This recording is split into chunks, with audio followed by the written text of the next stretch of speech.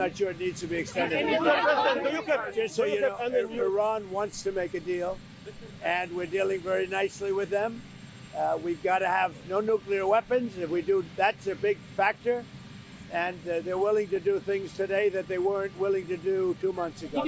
And it's not the only move towards peace in the Middle East. Israel and Lebanon have now agreed to begin a 10-day ceasefire after mediation by the U.S. State Department. Here now is retired four-star general, Fox News senior strategic analyst, General Jack Keane, also the chairman of the Institute for the Study of War. General, do you think the ceasefire works for Israel?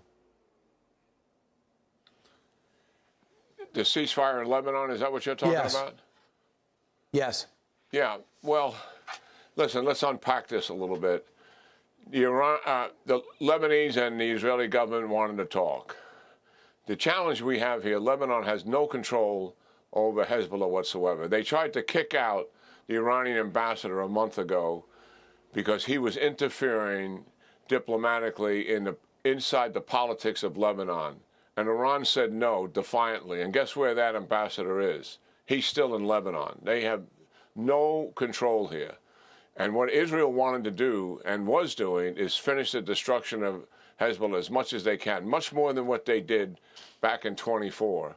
The ceasefire halts them. Who wanted the ceasefire? Iran wanted the ceasefire.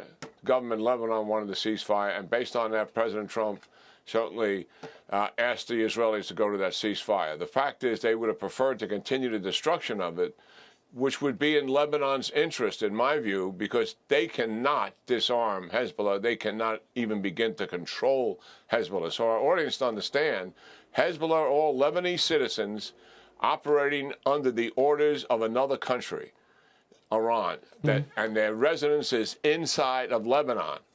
And they can fire at will on Israel because they're right there on the border. They fired over 6,000 rockets at Israel in the last couple of weeks. That is staggering, and Israel once and for all wants to clean that up. So now we're at a ceasefire here. And the good news is that as part of that agreement, Israeli ground forces stay in Lebanon, in the southern part of Lebanon, where they were proceeding to destroy the rest of Hezbollah. Right. So our audience also understands there was a ceasefire in November of 24. And as a result of the Hezbollah trying to reconstruct themselves despite the ceasefire, Israel has conducted, under the guise of the ceasefire, over 1,000 airstrikes into southern Lebanon during that ceasefire because of what Hezbollah was doing. Yep. So this is a ceasefire. We got it in name. We'll see what actually happens as a result of it. Listen, certainly Lebanon talking to Israel is a good thing.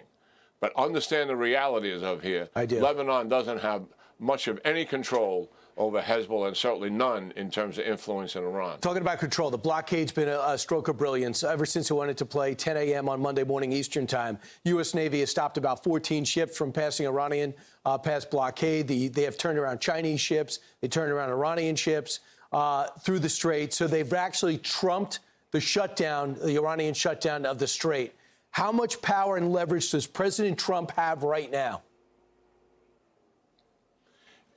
It's considerable. He has doubled down on the Iranians who took control of the Straits, and as a result of that, they were able to stop the war. But since that time, this is what has happened. And so our audience clearly understands the entire economic viability of Iran being able to go forward and actually this regime exist as a nation state is now in our hands. We have control over their destiny for sure. 90% of all of their oil goes right through there. That's the reality of what has taken place here. They're completely dependent on that economy. That economy will absolutely collapse if this continues, this blockade continues. So I think these are less about negotiations in my mind. I know why we want to use that term, but it's more about putting our terms on the table and you take it or leave it. Absolutely. And that is the attitude we should have in dealing with these people. There's no face-saving here. We're asking them to surrender everything that we want without signing a surrender document. That's the face-saving aspect of this. They give us everything that we want, and we've listed all of those. And we should not extend the ceasefire deadline. That gives us the muscle to get them right now in the next few days to admit that they're going to give us everything that we need to do to put this to an end once and for all. And if they don't do that, then the blockade continues and we rearm and we get back into combat operations. That's what's hanging over their head. They're playing for the fact that the political and economic pressure on the United States is significant, and we want to end this, and our desire to end this now, they want to kick the can down the road in terms of extending the ceasefire so they can get better terms later on. Right. That's who they are. Right. We know that. And even when they agree to terms, Brian, we got to recognize these guys are liars and cheats, and we've got to stay on top of them. So we don't unfreeze any assets and give it to them. We don't go through sanction relief.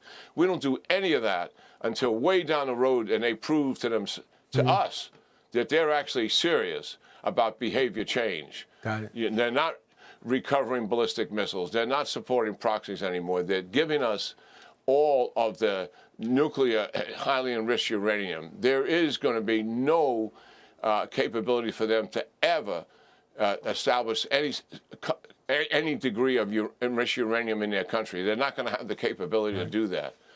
All of those things that we're after here have got to be on the table, and they've got to give it to us. Right. And I think it's less about negotiations. It's more about you agree to our terms. Yeah, I hear you, General. He's got all the cards, and he should play them all and get everything he wants before he hops on that plane for an 18-hour journey. General Jack Keane, thanks so much.